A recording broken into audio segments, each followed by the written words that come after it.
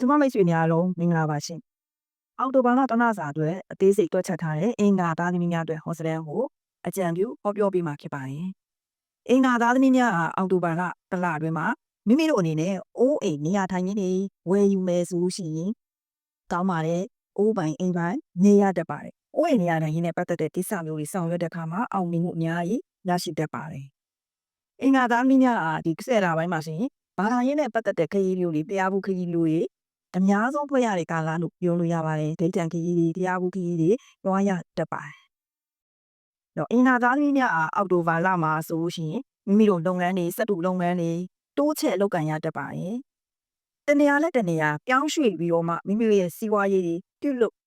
်ရတတ်ပါတယ်အဲ့တော့ဒီ10လပိုင်းမှာမိမိတို့ရဲ့အကြံစီအကောင့်ထဲပေါ်မယ်ဆိုလို့ရှိရင်တော့အနှစ်အမြတ်အခွင့်အရေးကိုအသုံးချတတ်ဖို့လိုအပ်ပါတယ်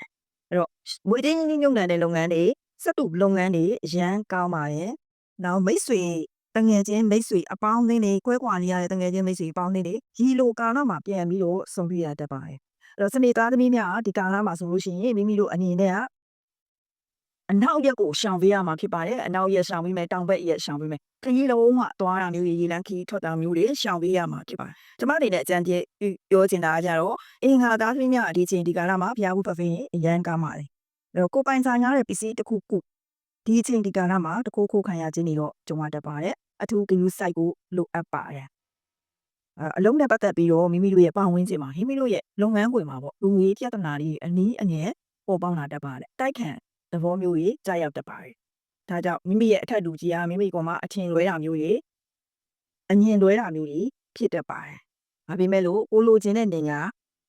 ကိုသွားချင်တဲ့နေရာတွေရောင်းရွှေ့ရတာမျိုးတွေအလုပ်ပြောင်းနေရာပြောင်းနေအရန်ကောင်းပါတယ်အဲ့တော့ဒီနေ့ပိုင်းတွင်းမှာတော့မိမိရဲ့အိမ်မှာရေလန်းခကြီးကနေရောက်လာတဲ့အမျိုးသမီးတဦးเนาะရောက်လာရင်တော့လက်မခံပါနဲ့ဒီအချိန်ဒီကာလမှာညရင်ရက်တွေလက်ခံလို့မရသေးနောက်တစ်ခုကအမှုဖြစ်နေတဲ့လူကိုဦးကြီးပေးတာကြီးအမကန်လိုက်ပေးတာကြီးလုံးဝမလုပ်ပါသေးတော့ကို့အိမ်မှာဘာသာရေးနဲ့ပတ်သက်တဲ့ပုံမှန်မျိုးတွေဝင်လာမဲဆိုရင်တော့အရန်ကောင်းပြီတန်ကောင်းပြီလို့မှတ်လိုက်ပါတော့လက်လာပတ်တွေရှင်လာပါတော့မယ်အဲ့တော့အလူတန်းတွေပြုလုပ်ရပါတော့မယ်အဲ့တော့ဒီကာလလေးမှာဒီ10လပိုင်းမှာဆိုလို့ရှိရင်ငွေရတော့တလောဝင်လာတတ်ပါတယ်နော်ငွေကြီးလက်လာပတ်ဒီအရန်ကိုပွင့်လန်းတဲ့ရှင်လန်းတဲ့ကာလတစ်ခုဖြစ်ပါတယ်ဒါပေမဲ့လို့လည်းအရန်ကိုအပြင်ကိုလည်းပြန်ပြီးတော့ထွက်သွားတတ်ပါတယ်အဲ့တော့ကိုယ့်ရဲ့ကျမ်းမာရေးပဲဖြစ်ဖြစ်ကိုယ့်ရဲ့မိဘဆွေမျိုးသားချင်းရဲ့ကျမ်းမာရေးပဲဖြစ်ဖြစ်ကိုယ်ကပူမီထောက်ပံ့လိုက်လို့ငွေကုန်ကြေးကြများသွားတာမျိုးတွေလည်းဖြစ်တတ်ပါတယ်နောက်ကိုယ့်ရဲ့ညင်နာမှာအပူအပိန်တွေဒီလိုကာလမျိုးမှာထွက်လာတတ်ပါတယ်အဲ့တော့အင်္ဂါသားသမီးများကဒီလိုအချိန်ဒီလိုအသက်ပိုင်းခြားပေါ့နော်အခုကျွန်မပြောမဲ့အသက်ပိုင်းခြား39နှစ်48နှစ်55နှစ်အဲ့ဒီလိုတက်ပိုင်းခြားမှာစီးပွားဥစ္စာတွေကြာစင်တက်ပါရဲ့ရက်ကွဲကျူးနေတွေတုံးဝတက်ပါတယ်အဲ့လိုမျိုးဖြစ်နေတယ်ဆိုလို့ရှိရင်တနင်္ဂနွေနေ့ညနေ3နာရီမှာရွက်လာလေးညောရေတန်း6ခွဲအိန္ဒိယမှာလူတန်းမီလေးလေးနဲ့ဆူတောင်းပါအဲ့တော့မိမိတို့ရဲ့အသက်ပိုင်းခြား15နှစ်23နှစ်31နှစ်39နှစ်49နှစ်63နှစ်63နှစ်82နှစ်ဒီလိုအသက်ပိုင်းခြားဆိုရင်တော့တကိုးကြီးဖျားတဆူဆူသွားပ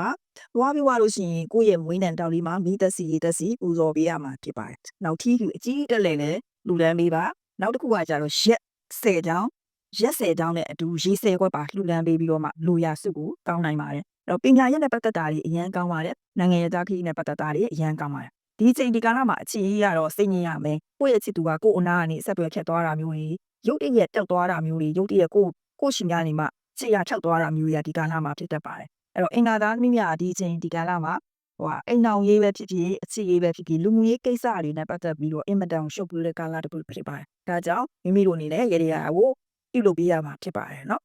အဲ့တော့ရေဒီယာပြုလုပ်တဲ့အခါမှာအမဲအောင်အဝတ်စားတွေဝတ်ဆင်ခြင်းကိုရှောင်ပေးရမှာဖြစ်ပါတယ်နောက်တစ်ခုကမိမိတို့ရဲ့ဓာတ်ပုံလေးကိုเนาะမိမိချစ်သူမိမိရဲ့အိမ်အောင်ဘက်မိမိရဲ့ပုံအဲ့ဒီပုံလေးစုစည်းပြီးတော့မှအဲ့ဒီပုံမှာတန်လိုက်တုံးလေးကိုဖိတန်လိုက်ရုံးလေးကိုဖိပြီးတော့မှမိမိတို့ကနေလို့အဲ့တန်လိုက်တုံးလေးရဲ့အပေါ်မှာတင်ပြီးခွက်လေးတင်ပြီးတော့မှမီးထွန်းဆူတောင်းမယ်ဆိုလို့ရှိရင်ဘလောက်ပဲဝေးဘလောက်ပဲဆက်တွေ့ပြတ်သွားပြန်လဲပြီးတော့မှဆက်တွေ့လာပါလိမ့်မယ်အဲ့တော့ဒီချိန်ဒီကာလမှာကိုယ့်ရဲ့ကန်လေးရတယ်နည်းနည်းလေးညံ့နေတာဖြစ်နေတဲ့အတွက်အတိတ်ခံလေးလည်းလုပ်ပေးဖို့မမေ့ပါနဲ့အဲ့တော့အင်္ဂါသားမီးများအနုပညာနဲ့ပတ်သက်ရင်တော့ဒီချိန်ဒီကာလမှာဆက်တွေ့ကောင်းနေဝင်လာတတ်ပါတယ်အဲ့တော့နာမည်ကုန်သတင်းတွေတိုးတက်တာမျိုးတွေစာရုပ်စာတမ်းလက်မှတ်ရေးထိုးတဲ့ကိစ္စမျိုးတွေအောင်မြင်ပါတယ်အနုပညာလုပ်ငန်းနဲ့ပတ်သက်ပြီးစကားပြောဆိုတဲ့နေရာမှာလည်းအောင်မြင်မှုတွေရရှိတတ်ပါတယ်ထွက်လာတဲ့ရွှေရည်လည်းပြန်ဝင်လာဖို့ရှိပါတယ်เนาะအပိုးရတောင်းရရတနာရေးဝင်လာတတ်ပါတယ်အဲ့တော့အင်္ဂါသားကြီးများဒီချိန်ဒီကာလမှာမိမိတို့အနေနဲ့ရေရာလေးတွေလုပ်ပြီးတော့မှအတိတ်ခံကြီးတွေလုပ်ထားမယ်ဆိုလို့ရှိရင်ဒီနေ့တော့တန်ကောင်းလေးတွေနဲ့ပြတ်တန်းသွားမှာဖြစ်ပါတယ်